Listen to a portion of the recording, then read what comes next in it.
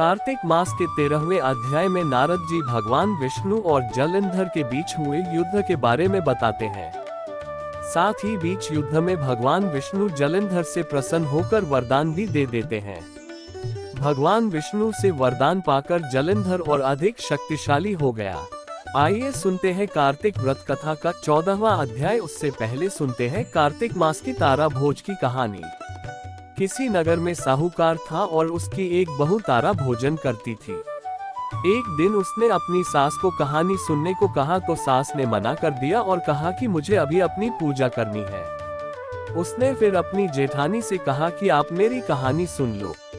उसने भी मना करते हुए कहा कि मुझे तो अभी खाना बनाना है। उसने फिर अपनी देवरानी से कहानी सुनने को कहा तो उसने भी बहाना बना दिया कि बच्चों को देखना है। उसने फिर अपनी नंद को कहानी सुनने के लिए कहा तो उसने भी मना कर दिया कि मेरे ससुराल से मेरा बुलावा आ गया है और मुझे जाने की तैयारी करनी है। वह राजा के पास भी गई कि मेरी कहानी आप ही सुन लो तो राजा ने कहा कि मुझे तो व्यापार देखना है, कहानी का समय नहीं है। उसकी यह मनोदशा देखकर भगवान उसके लिए स्वर्ग से विमान भेजते हैं। स्वर्ग से विमान आया देख उसकी सास भी भाग कर जाने के लिए आती है, लेकिन बहू मना कर देती है कि आपको तो पूजा करनी है। फिर जेठानी आती है, तब वह कहती है कि आप कैसे चलोगी, आपको तो खाना बनाना है। देवरानी आती है तो उसको भी वह मना कर देती है कि तुम अपने बच्चों का ख्याल रखो। नंद आती है तो वह कहती है कि तुम्हें तो ससुराल जाने की तैयारी करनी है, सो तुम वह करो। राजा जी आते हैं कि मैं चलता हूँ तुम्हारे साथ, लेकिन बहू कहती है कि तुम्हें तो कारोबार संभालना है तो उसे संभालो। आखिर में पड़ोसन आती है और कहती है कि बहन मैं तुम्हारे साथ चलूं। तब बहू कहती है हाँ तुम मेरे साथ चलो, क्योंकि एक तुम ही तो हो जिसने कार्तिक के पूरे माह मेरी कहानी सुनी है। दोनों विमान में बैठकर स्वर्ग जाने लगते हैं। तभी रास्ते में ही बहू को अभिमान हो जाता है कि मैंने कार्तिक के पूरे माह व्रत किया और कहानी कही, इसलिए मुझे स्वर्ग का वास मिल रहा है। लेकिन मेरी पड़ोसन ने तो कहानी केवल सुनी है, व्रत नहीं किया, फिर भी मेरी वजह से इसे भी स्वर्ग का वास मिल रहा है। बहू यह विचार मन में सोचते जा रही थी कि अचानक भगवान ने वहीं से उसे विमान से नीचे फेंक दिया। उसने पूछा कि भगवान मेरा अपराध तो बता दीजिए कि आपने क्यों किया। भगवान बोले कि तुझे अभिमान हो गया है, इसलिए तू यही धरती पर रह। अब तू आने वाले 3 साल तक तारा भोजन व्रत करेगी, तभी तुझे स्वर्ग की प्राप्ति होगी। तारा भोजन की दूसरी कथा। एक राजा था और उसकी बेटी तारा भोजन करती थी। उसने अपने पिता से कहा कि पिताजी मुझे 1 लाख तारे बनवा दो, मैं दान करूंगी। राजा ने सुनार को बुलाया और कहा कि मेरी बेटी तारा भोजन करती है, तुम 9 लाख तारे बना दो। सुनार सूखने लगा तो उसकी पत्नी ने पूछा कि तुम उदास क्यों रहते हो। उसने कहा राजा ने 9 लाख तारे बनाने को कहा है, मैं कैसे बनाऊं? मुझे तो तारे बनाने आते ही नहीं। राजा की बात है, अगर नहीं बनाए तो वो मुझे कोल्हू में पिलवा देंगे। उसकी पत्नी ने कहा इसमें परेशान होने की क्या बात है, गोल सा पत्रा काट कर कलिया काट देना, राजा ले जाएगा। अपनी पत्नी के कहे अनुसार सुनार ने तारे बना दिए और राजा उन्हें ले गया। राजा की लड़की ने 9 लाख तारे और बहुत सा दान दिया। भगवान का सिंहासन डोलने लगा। भगवान बोले देखो मेरे नेम व्रत पर कौन है। 3 कूट देखा तो कोई नहीं था, चौथे कूट देखा तो राजा की लड़की तारा भोजन कर रही है। भगवान ने कहा कि उसे ले आओ, उसने व्रत किए हैं। भगवान के दूतों ने लड़की से कहा चलो तुम्हें भगवान ने बुलाया है। उसने कहा कि मैं नहीं जाऊंगी, मैं तो सारी प्रजा को, उस सुनार को जिसने मेरे लिए तारे बनाए, जिसने कहानी सुनी, सबको लेकर जाऊंगी। लड़की की बात के सामने भगवान को झुकना पड़ा और भगवान के दूत उसके लिए बड़ा सा विमान लाए कि चलो। वह कहने लगी कि हाँ अब मैं चल पड़ूंगी और सभी को विमान में बिठाकर वह चल पड़े। रास्ते में राजा की बेटी को अपने ऊपर घमंड हो गया कि यदि मैं तारा भोजन व्रत नहीं करती तो सबको स्वर्ग की प्राप्ति नहीं होती। लड़की के सोचते ही दूत ने उसे बीच रास्ते में ही नीचे उतार दिया। दूत जब भगवान के पास पहुंचे तो भगवान बोले कि इन सब में तारा भोजन करने वाली लड़की कौन सी है। दूत बोले कि उसे अपने ऊपर घमंड हो गया था, इसलिए हम उसे बीच रास्ते में ही छोड़ आए। भगवान बोले कि नहीं, उसे वापस लेकर आओ। लड़की ने 7 बार क्षमा याचना की, क्षमा क्षमा क्षमा क्षमा क्षमा क्षमा क्षमा करो भगवान। इस कहानी को कहने अथवा सुनने के बाद कहना चाहिए कि जैसे राजा की लड़की को भगवान ने क्षमा दान देकर स्वर्गलोक प्रदान किया, वैसा स्वर्ग सबको प्राप्त हो। आइए अब सुनते हैं 14वां अध्याय। श्री नारद जी बोले, हे राजन, उस भक्तिमान त्रैलोक्य के स्वामी दैत्येंद्र जलंधर ने विधिवत हमारी पूजा की और हंसकर हाथ जोड़कर स्नेहपूर्वक वह बोला, हे देवर्षि, आप इस समय कहाँ से आ रहे हैं? आपने कहाँ क्या देखा? जिस उद्देश्य से आप यहाँ आए हैं उससे आज्ञा दीजिए। नारद जी ने कहा, हे दैत्यराज, मैं यूं ही घूमता हुआ कैलाश पर्वत पर जा पहुँचा। वहाँ पार्वती जी के साथ बैठे हुए शिव जी को देखा। वहाँ 10,000 योजन के विस्तार में कल्पवृक्षों का भारी जंगल था। वह महावन सैकड़ों कामधेनु गौओं से युक्त था, जिसमें कैलाश पर्वत चिंतामणि के समान देदीप्यमान हो रहा था। ये दृश्य देखकर मुझे तो बड़ा आश्चर्य और विस्मय हुआ और चित्त में ये संकल्प विकल्प होने लगा कि ऐसी संपत्ति तीनों लोकों में और कहीं है या नहीं। हे दैत्यराज, उसी समय तुम्हारी संपत्ति का स्मरण मुझे हो गया। उसी को देखने के लिए मैं आपके समीप आज यहाँ आया हूँ। स्त्री के बिना तुम्हारी यह संपत्ति देखकर भी मैं इसी निष्कर्ष पर हूँ कि महादेव जी के अतिरिक्त कोई दूसरा त्रैलोक्य में समृद्धिशाली नहीं है। यद्यपि तुम्हारे वश में अनेक अप्सराएं तथा नाग कन्याएं हैं, तथापि उनमें कोई भी पार्वती की भांति रूपवती नहीं है। प्राचीन काल में जब पार्वती के सौंदर्य रूपी समुद्र में डूबकर ब्रह्मा जी का भी वीर्यपात हो गया था, तब भला उनके सौंदर्य की उपमा किससे दी जा सकेगी? जिस मत्स्य रूपिणी पार्वती ने विरागी और कामदेव के शत्रु होने पर शिवजी को सरलता पूर्वक अपनी सुंदरता रूप विकराल कीचड़ में फंसाकर शिवजी को नाच नचाया था। स्त्रियों की सृष्टि करते समय विधाता ने जिसके रूप लावण्य का बारंबार निरीक्षण करके अप्सराओं की रचना की थी, फिर भी उनके समान एक भी अप्सरा न बन सकी। अतः स्त्री रूपी रत्न भोग करने वाले शिव जी की वह समृद्धि सर्वश्रेष्ठ है। हे दैत्यराज, सब रत्नों के स्वामी होने पर भी तुम्हारे पास वह समृद्धि नहीं है। ऐसा कहकर तथा उससे परामर्श करके मेरे लौट आने के बाद वह पार्वती के रूप का वर्णन सुनकर कामज्वर से पीड़ित हो गया। आइए अब सुनते हैं दामोदर लीला। एक बार अपनी दासी को घर के अन्य कार्यों में लगा हुआ देखकर माता यशोदा ने स्वयं ही मक्खन का मंथन किया। जब उन्होंने मक्खन का मंथन किया तो उन्होंने अपने पुत्र श्री कृष्ण की बाल्यावस्था की अद्भुत लीलाएं गाईं और उनके बारे में सोचकर आनंद लिया। उस समय श्री कृष्ण वहां प्रकट हुए और वह भूखे थे। वह चाहते थे कि माता मक्खन मथना बंद करे और पहले उन्हें खिलाए।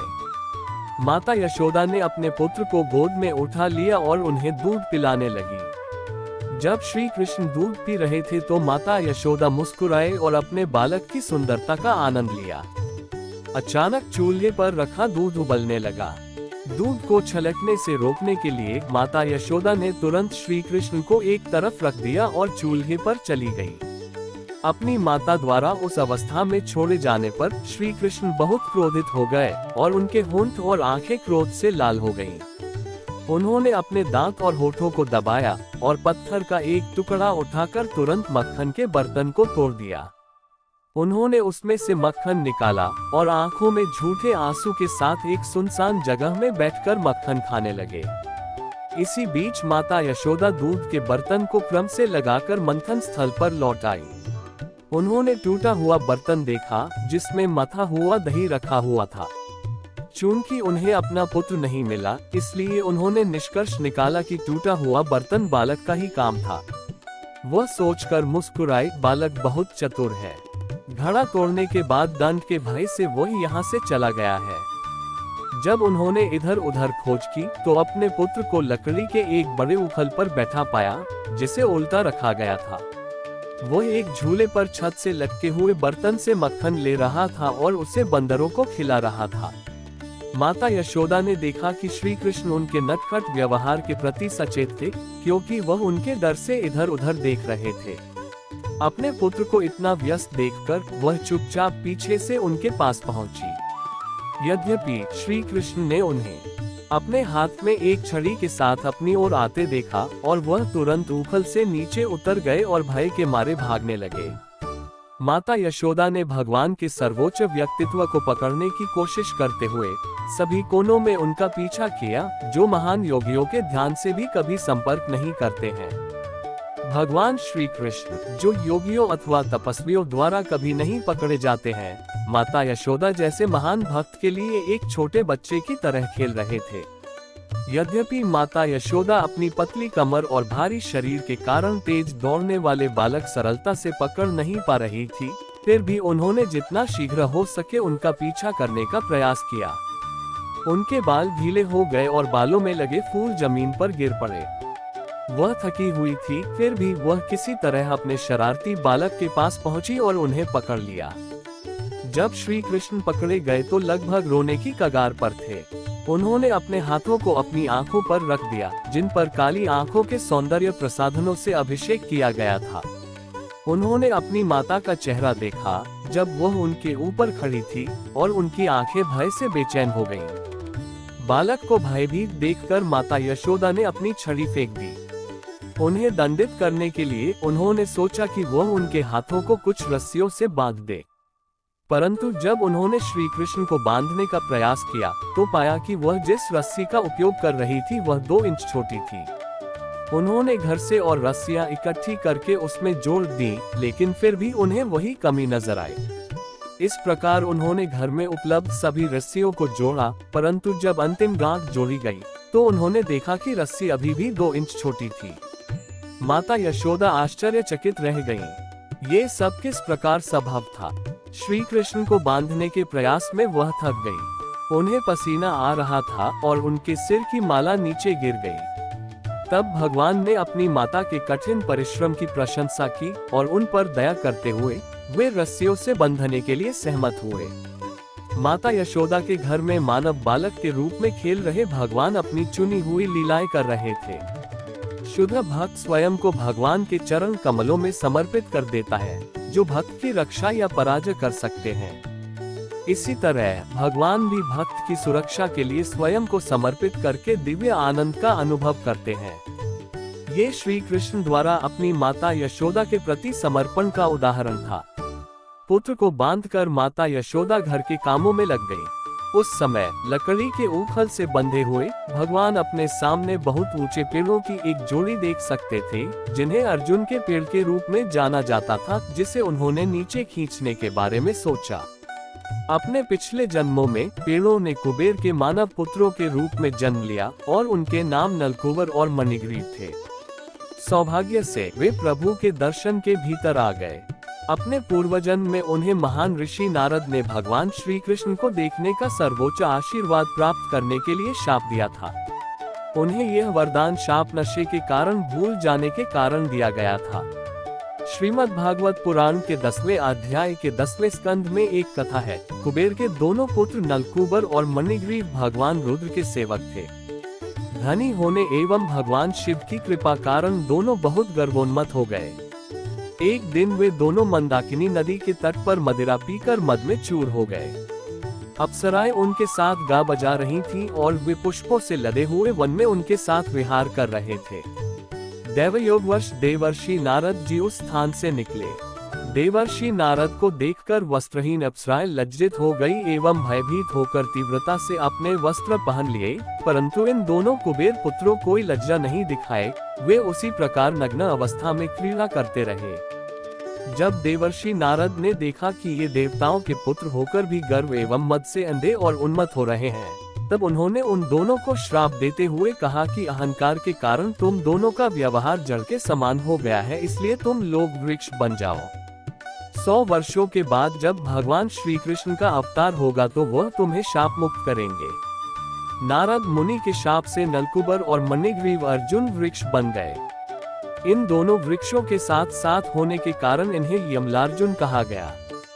जैसे ही भगवान श्री कृष्ण ने खींचा, 2 पेड़ उनकी सभी शाखाओं और अंगों के साथ एक महान ध्वनि के साथ तुरंत नीचे गिर गए।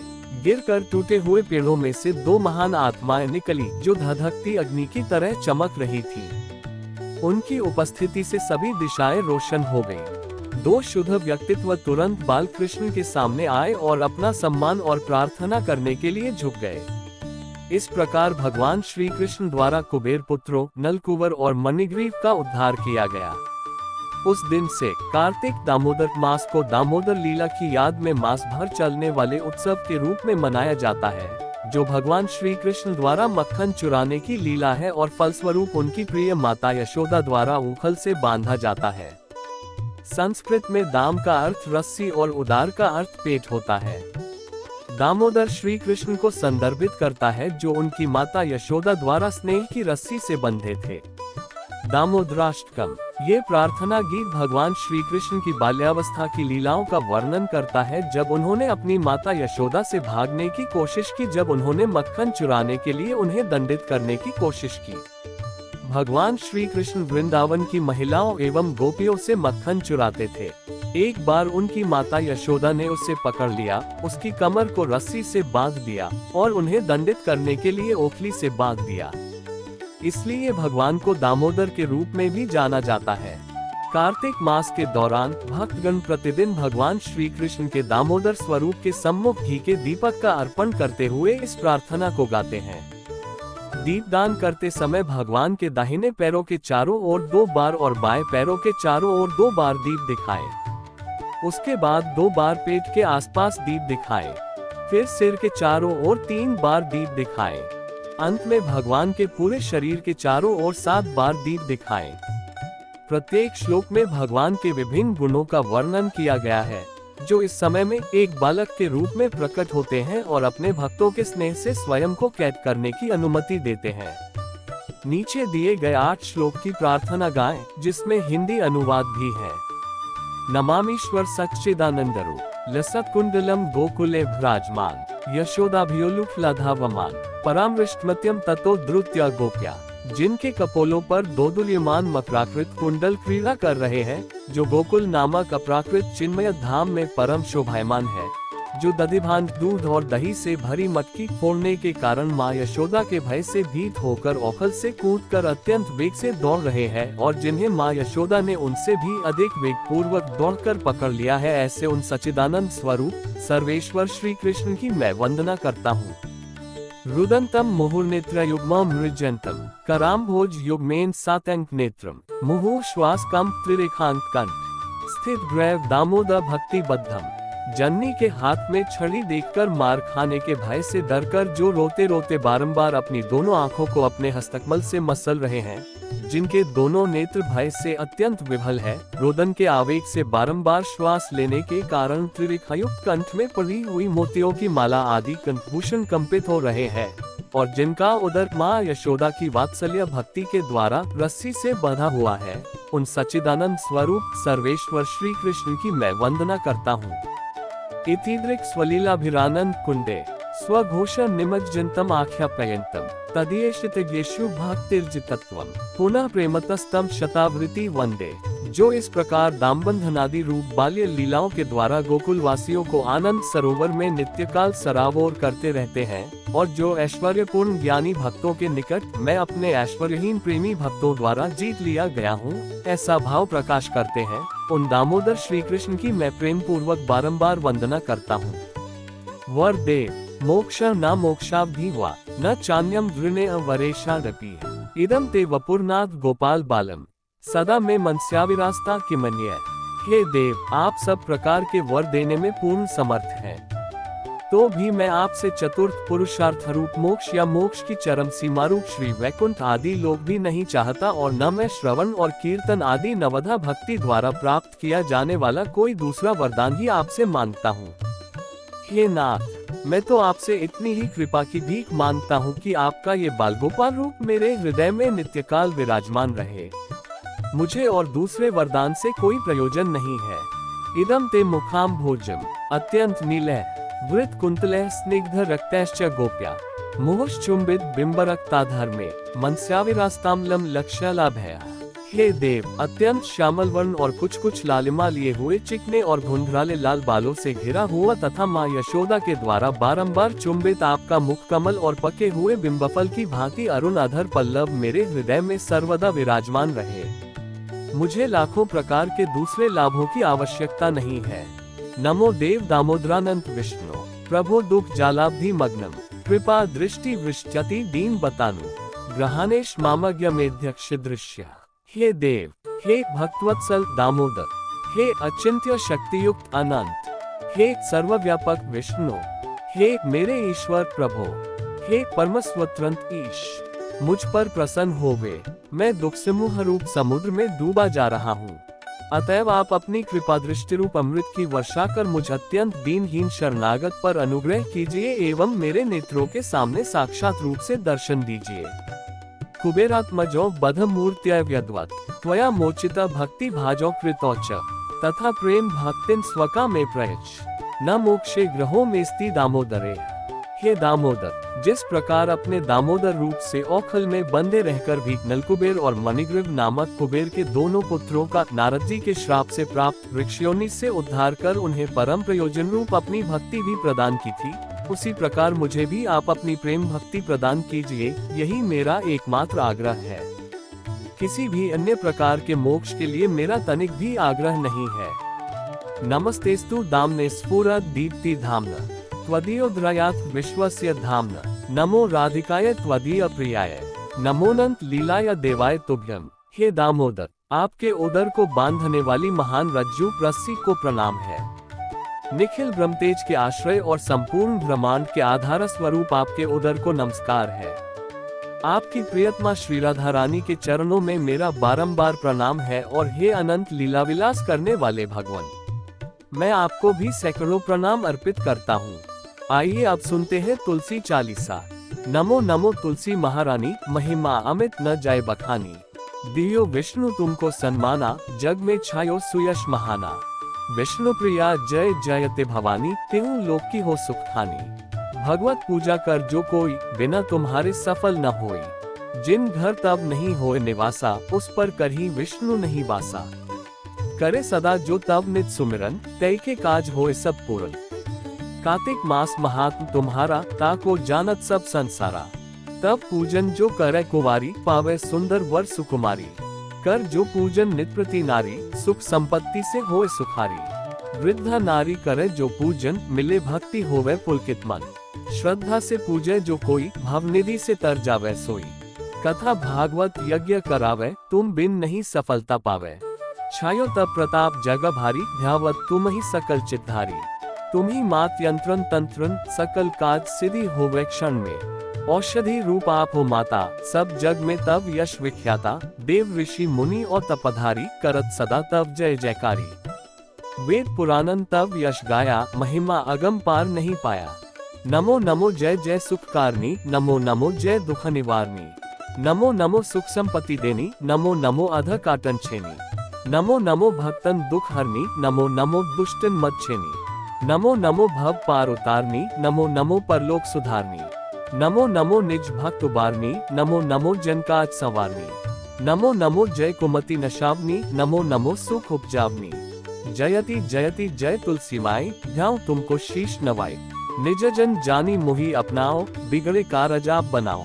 करुण विनय मैं मात तुम्हारी, पूर्ण आशा करहूँ हमारी। शरण चरण कर जोड़ी मनाऊं, निशदिन तेरे ही गुण गाऊं। प्रभु मात यह अब मोह पर दाया, निर्मल होए सकल ममकाया। मंदु मात ये बर दीजय, सकल मनोरथ पूर्ण कीजय। जनू नहीं कुछ ने मचारा, क्षमहु मात अपराध हमारा। बर मास करे जो पूजा, ता सम जग में और न दूजा। प्रथम ही गंगा जल मंगवावे, फिर सुंदर स्नान करावे। चंदन अक्षत पुष्प चढ़ावे, धूप दीप नैवेद्य लगावे। करे आचमन गंगा जल से, ध्यान करे हृदय निर्मल से। पाठ करे फिर चालीसा की, स्तुति करे मात तुलसा की। यह विधि पूजा करे हमेशा, ताके तन नहीं रहे क्लेशा। करे मास कार्तिक का साधन, सोवे नित पवित्र से धुई जाही। है ये कथा महासुखदायी, पढ़े सुने सो भव तर जाए। तुलसी मैया तुम कल्याणी, तुम्हारी महिमा सब जग जानी। भाव ना तुझे माँ नित नित ध्यावे, गा गा कर माँ तुझे रिझावे। ये श्री तुलसी चालीसा पाठ करे जो कोय, गोविंद सो फल पावही जो मन इच्छा होए। जय श्री कृष्णा। तुलसी माता की जय।